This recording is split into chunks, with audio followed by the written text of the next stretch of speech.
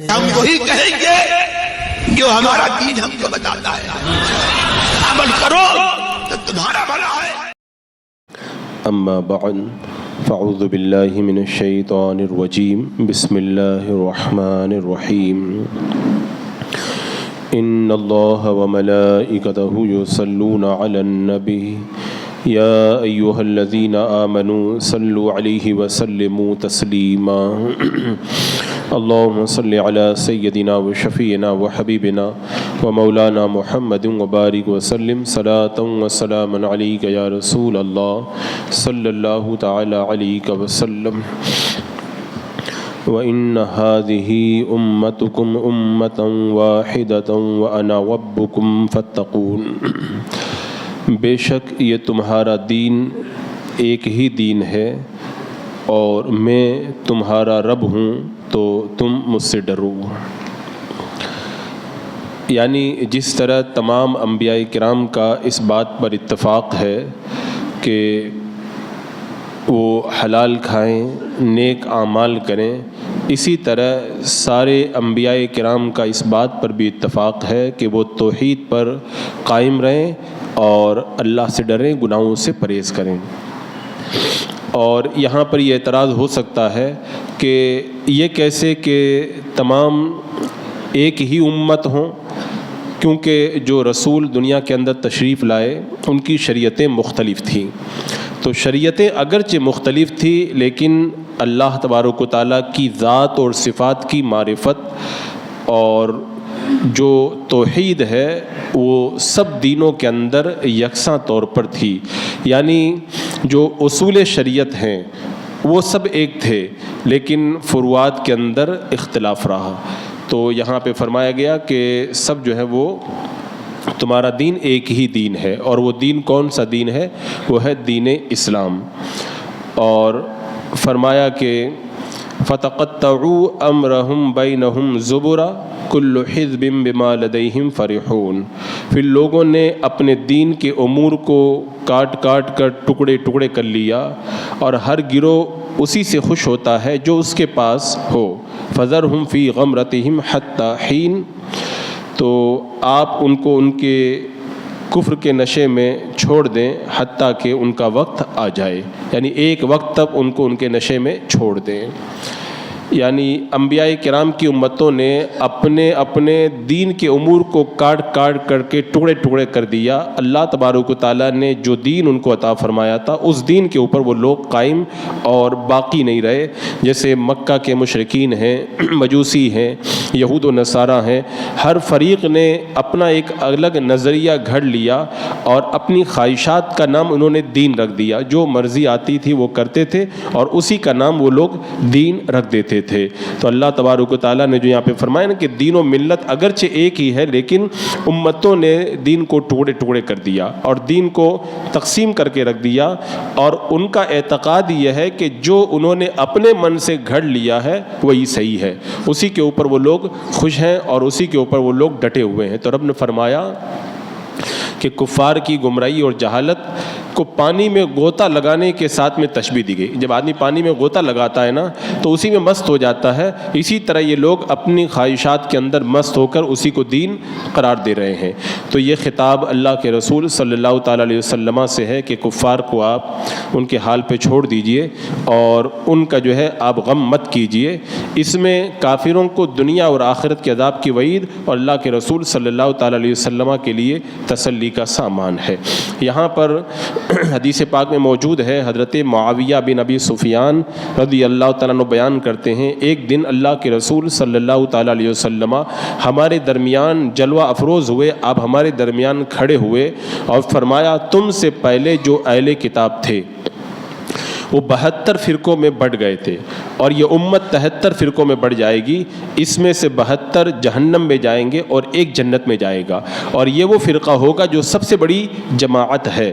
اور دوسری حدیث پاک میں یہ ہے کہ میری امت میں عنقریب ایسے لوگ نکلیں گے کہ گمراہی ان میں اس طرح داخل ہو جائے گی جس طرح باولے کتے کے کاٹے ہوئے جسم میں زہر سرایت کر جاتا ہے۔ جب پاگل کتا کاٹ لے تو زہر کیسے جو ہے پورے جسم کے اندر پھیل جاتا ہے، فرمایا کہ اسی طرح جو ہے وہ گمراہی ان کے اندر جو ہے وہ پیوست ہو جائے گی، یعنی کوئی رگ اور کوئی جوڑ اس زہر کے اثر سے بچا ہوا نہیں رہتا ہے، ایسے ہی گمراہی ان کے پورے جسم کے اندر سرایت کر جائے گی۔ تو یہ اپنی من مانی چیزوں کو دین کا نام دے کر اور اپنے من سے بنائے ہوئے عقیدوں کو دین قرار دے کر جو گمراہ ہو رہے ہیں، وہ گمراہیت کے اندر اتنے مست ہو چکے ہیں کہ ان کے رگ رگ کے اندر گمراہیت بس چکی ہے۔ اور حضرت ارباد بن ساریہ رضی اللہ تعالیٰ عنہ بیان کرتے ہیں، ایک دن اللہ کے رسول صلی اللہ تعالیٰ علیہ وسلم نے فجر کی نماز کے بعد ہم کو بڑی مؤثر اثر والی نصیحت فرمائی، جس سے سب کی آنکھوں سے آنسو جاری ہو گئے اور سب کے دل خوف سے لرز گئے۔ ایک شخص نے کہا، یہ تو اس شخص کی نصیحت ہے جو الوداع ہو رہا ہو، یعنی یا رسول اللہ ایسا لگتا ہے آپ ہم کو چھوڑ کر کے رخصت ہو رہے ہیں۔ آپ نے ایسی باتیں بیان فرمائی، ہمارے دل تڑپ گئے، ہماری آنکھیں بہہ پڑی۔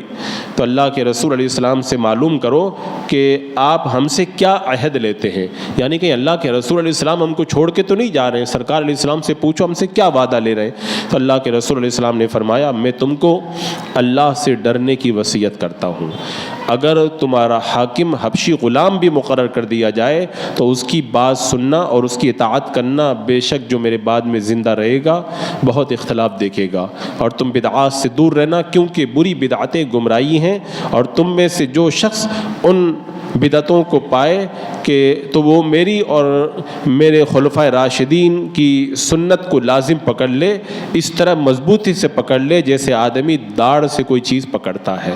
تو اللہ کے رسول علیہ السلام نے حدیث پاک میں کیا فرمایا، جو میرے بعد زندہ رہے گا نا وہ بڑا اختلاف دیکھے گا۔ تو رب تبارک و تعالیٰ نے یہاں پہ ارشاد فرمایا نا کہ انہوں نے دین کو ٹکڑے ٹکڑے کر دیا۔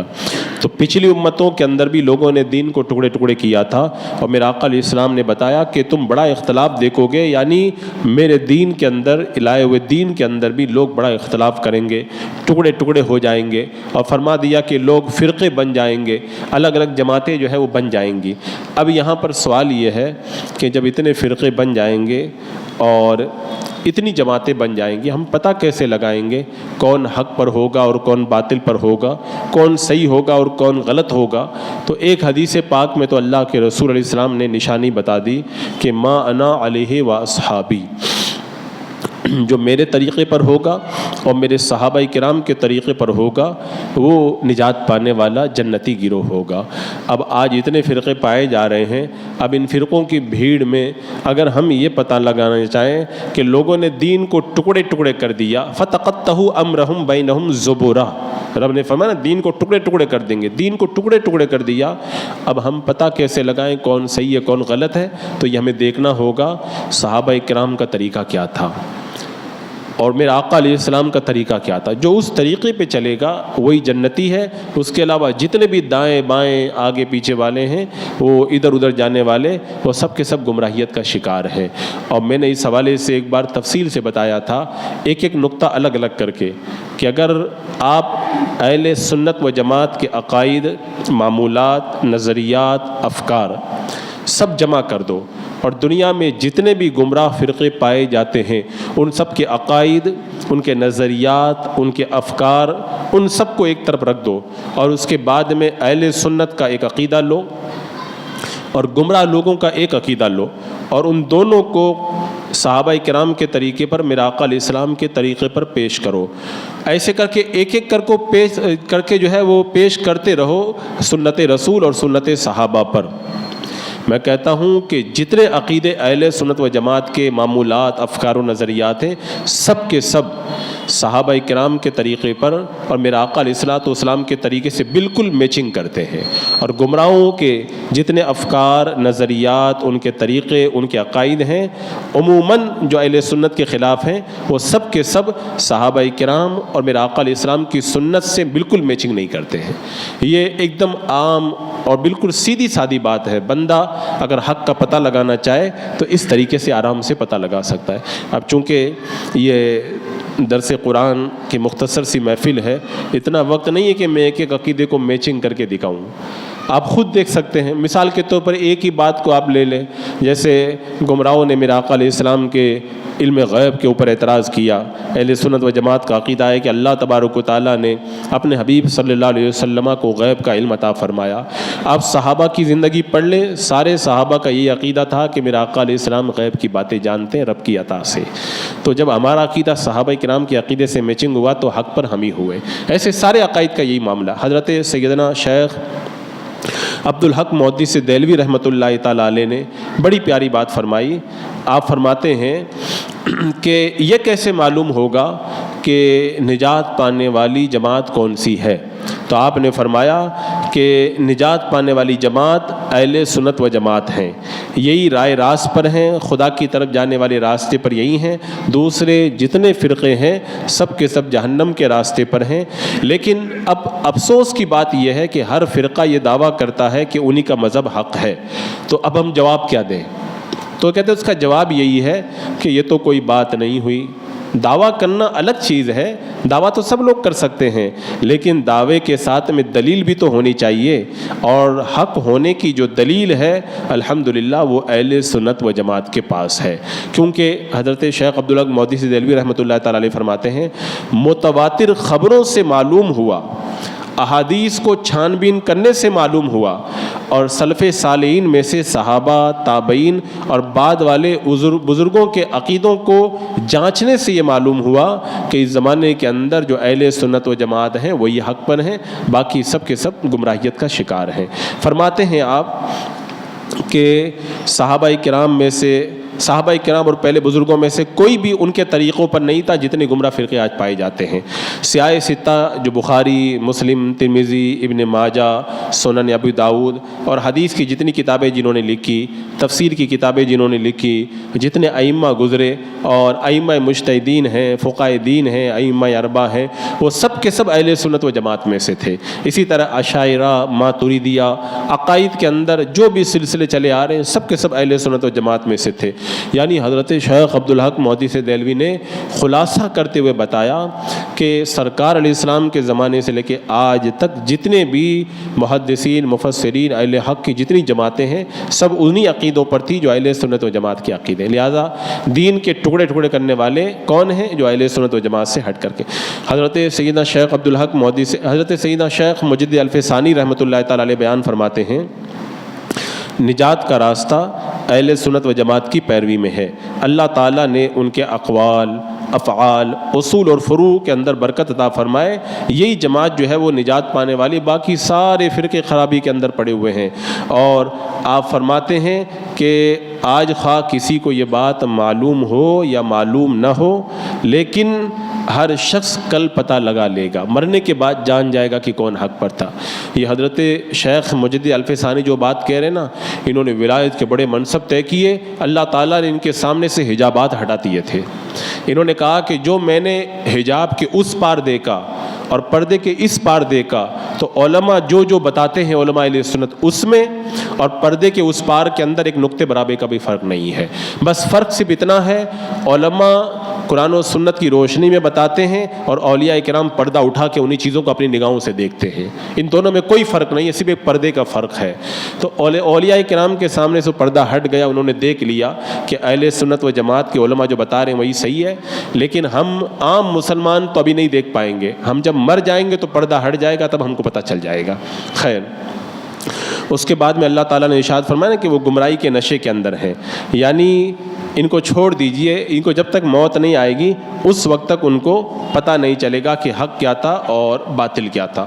اس کے بعد میں رب نے ارشاد فرمایا کہ اَيَحْسَبُونَ أَنَّمَا نُمِدُّهُمْ بِهِ مِن مَّالٍ وَبَنِينَ, کیا وہ یہ گمان کر رہے ہیں کہ ہم مال اور اولاد سے جو ان کی مدد کر رہے ہیں, نُسَارِعُ لَهُمْ فِي الْخَيْرَاتِ, تو ہم ان کی بھلائیاں پہنچانے میں جلدی کر رہے ہیں. بل لا یشعرون, یعنی نہیں بلکہ یہ سمجھ نہیں رہے ہیں, یہ سمجھ نہیں رہے. یعنی کافروں کو اللہ تعالیٰ دنیا کا مال دے رہا ہے, ان کو حکومت دے رہا ہے, دنیا کی نعمتیں دے رہا ہے, تو کیا یہ سمجھ رہے ہیں کہ ان کو دنیا کی نعمتیں جلدی دے رہے ہیں؟ اللہ تعالیٰ نے فرمایا ان کو جو یہ دیا جا رہا ہے یہ اللہ کی نعمتیں بن کر کے نہیں دی جا رہی ہیں, بلکہ ان کو ڈھیل دی جا رہی ہے. اللہ تعالیٰ نے فرمایا ان کو ڈھیل دی جا رہی ہے. امام راضی نے روایت کیا, یزید بن میسرہ بیان کرتے ہیں اللہ تعالیٰ نے نبیوں میں سے کسی نبی کی طرف یہ وحی کی کہ میرا بندہ اس پر خوش ہوتا ہے کہ اس پر دنیا کشادہ کر دی گئی. اللہ نے بڑی دنیا دے دی.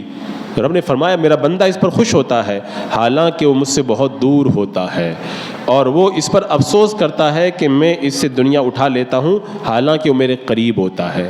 رب نے فرمایا دنیا دیتا ہوں تو یہ مت سمجھو کہ میں اس سے راضی ہوں, میں اسے دور کر دیتا ہوں, اور دنیا نہیں دیتا ہوں تو افسوس نہ کرے بلکہ اس کو میں اپنے قریب کر لیتا ہوں. اور حضرت حسن نے بیان کیا کہ جب حضرت عمر رضی اللہ تعالیٰ عنہ کے پاس کسریٰ کے کنگن آئے, سونے کے کنگن, تو آپ نے کنگن اٹھا کر کے حضرت سراقہ کے ہاتھوں میں پہنا دیے. وہ کنگن اتنے کھلے تھے حضرت سراقہ کے کندھوں تک پہنچ گئے.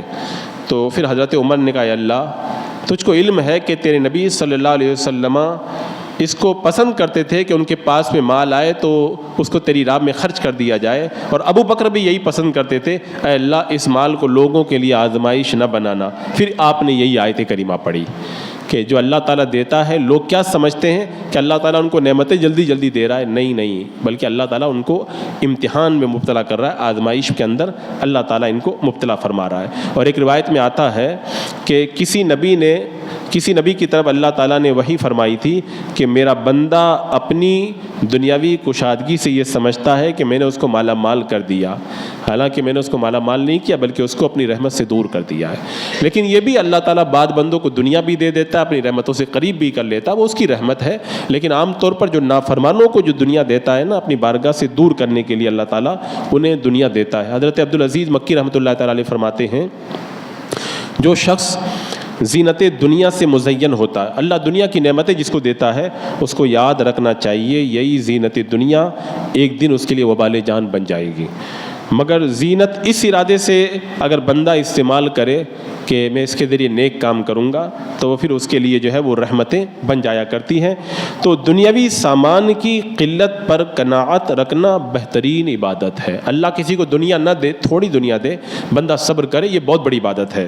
اور فرمایا گیا سب سے بڑا شر, سب سے بڑی برائی دنیا کی محبت ہے, اس لیے کہ دنیا یہ شیطان کی کھیتی ہے. تو اللہ تعالیٰ اپنے محبوبین کو یہ دنیا کی نعمتیں نہیں عطا فرماتا. تو رب نے ارشاد فرما دیا کہ کیا وہ یہ گمان کر رہے ہیں کہ ہم ان کو مال اور اولاد سے جو ان کی مدد کر رہے ہیں تو ان کو بھلائیاں پہنچانے میں جلدی کر رہے ہیں؟ فرمایا نہیں, بلکہ یہ سمجھ نہیں رہے ہیں, اللہ تعالیٰ ان کا امتحان لے رہا ہے. بسم اللہ الرحمن الرحیم. اللہم صلی علی سیدنا مولانا محمد وبارک وسلم صلاۃ و سلام علیک یا رسول اللہ. یا اللہ یا رحمان یا رحیم العالمین. اپنے محبوبین کے صدقے میں مولا اہل سنت و جماعت کے سچے عقیدے پر مولا ہمیں استقامت عطا فرما. مولا قرآن کے نور سے ہمارے سینوں کو معمور فرما, ایمان پہ زندگی, ایمانی پر موت عطا فرما. ربنا تقبل منا انک انت السمیع العلیم وتب علینا انک انت التواب الرحیم. ان اللہ وملائکتہ یصلون علی النبی یا ایھا الذین آمنوا صلوا علیہ وسلموا تسلیما. اللہم صلی علی سیدنا و شفیعنا و حبیبنا مولانا محمد وبارک وسلم صلاۃ و سلام علیک یا رسول اللہ. سبحان ربک رب العزۃ عما یصفون وسلام علی المرسلین والحمد